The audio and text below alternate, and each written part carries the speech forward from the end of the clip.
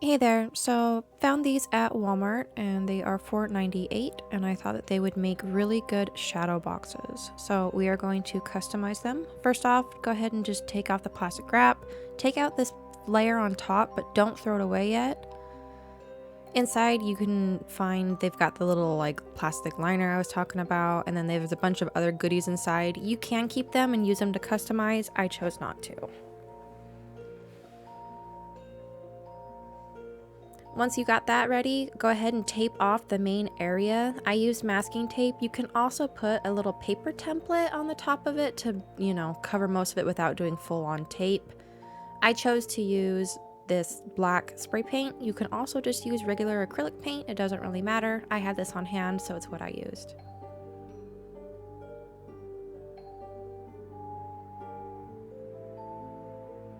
Make sure and go ahead and get all the edges and the curves because this has the pumpkin shape, so you want to make sure you get this. You can also touch up anything that you miss with regular just black acrylic paint as well.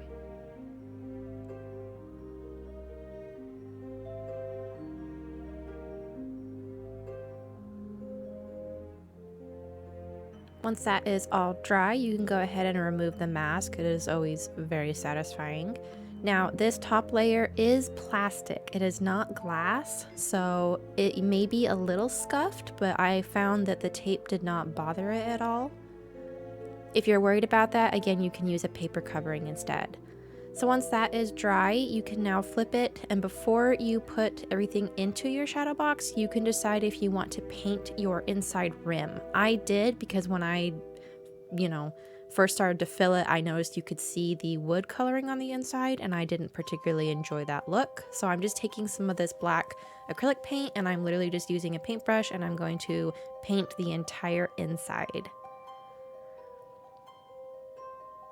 Once that is all done, I'm going to take the paper template from the beginning I told you about, lay it on some craft foam. This is just basic, I think it's 2mm craft foam. You can use thicker foam, that's not going to be an issue.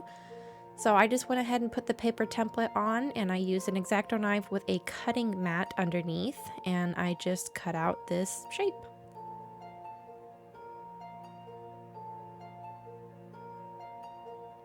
This does not have to be perfect because I actually found that I ended up just kind of smooshing the craft foam into the pumpkin later because it was a little, too big, but because the foam is so thin, you can literally just kind of smush it in there.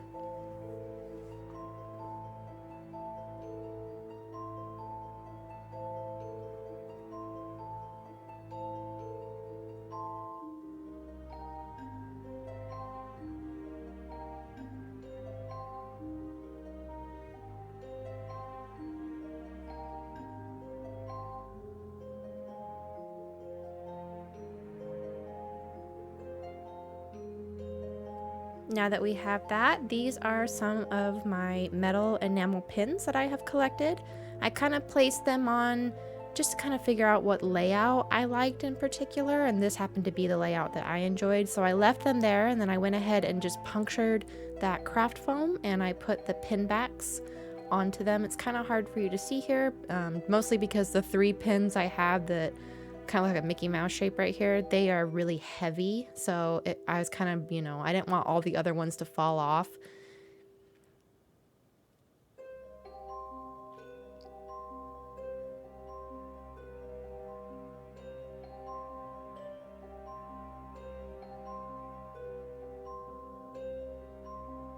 And again, this is just the 2mm foam. You can use the thicker foam. The only problems that I have noticed from that is if the foam is too thick, you have a harder time getting your pin backs on.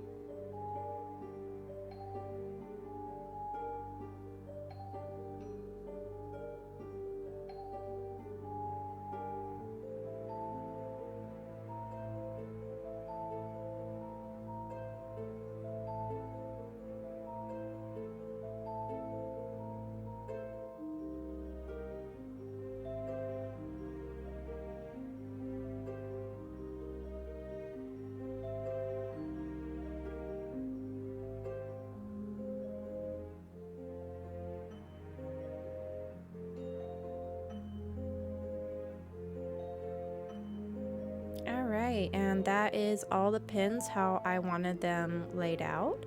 So you can go ahead and take your little now shadow box all painted and dry, and go ahead and you can just flip that over, and you'll see me kind of pressing the foam in here. Again, the foam is very thin, so it kind of just smooshes in there nicely. Now, something I didn't think about was that this is actually pretty deep, and because my pins are so heavy, it actually sagged. So I'm gonna you'll see me put the back cover on, seal it up, and then I'm gonna flip it over, and it's hard to see on camera, but you can see there, that middle pin is kind of, you know, sagging a bit. So you can use, if you want to, you can use, I just had this craft foam laying around and it was pretty thick, and I thought I was going to use an X-Acto knife. It ended up just not being, mine. I think I need a new blade. Mine was not sharp enough. Go ahead and take that paper template again. Just trace that out on your foam. You do not need to use this like upholstery foam that I have here. You can even just layer up your craft foam that you had, that craft foam paper that we used for the pin backing. So I went ahead and I just cut this out with some scissors. And then I'm going to shave this in half because this was actually too thick, but I had 2 boxes I was working on.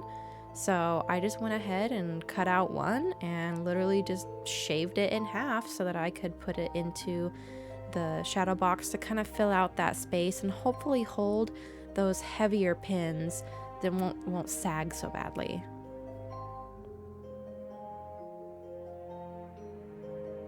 This does not have to be pretty or perfect because no one's going to see it. It's going to be literally behind your very nice black foam sheet that has all the pins on it, and then the back cover. No one's ever going to see this, so if it's jagged, if it doesn't fit, you can even make it a little smaller because, again, it's only there for really like structural support.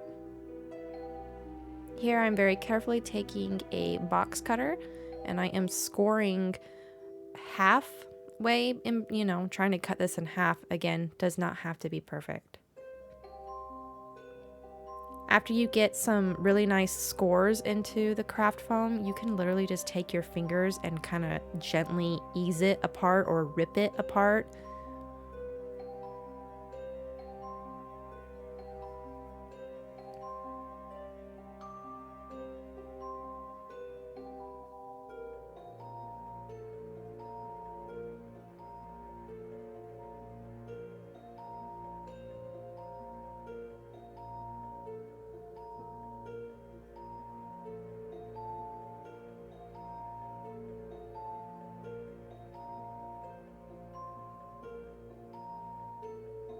You don't have to use craft foam, you know, if you have something else. I was just looking around my craft space trying to figure out what I could use to fill out the space in the back of my frame.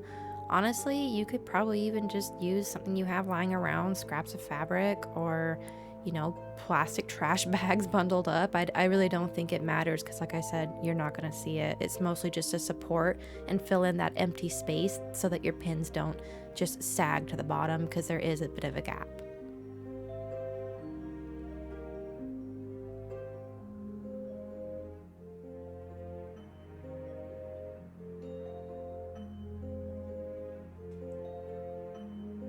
So now I'm just opening up this frame. You can see I'm trying to show you here that there is a gap because those 3 pins are so heavy, it's weighing everything down. So I'm just gonna open this back up and I'm literally just gonna push the foam sheet into here and just give it a little bit more support.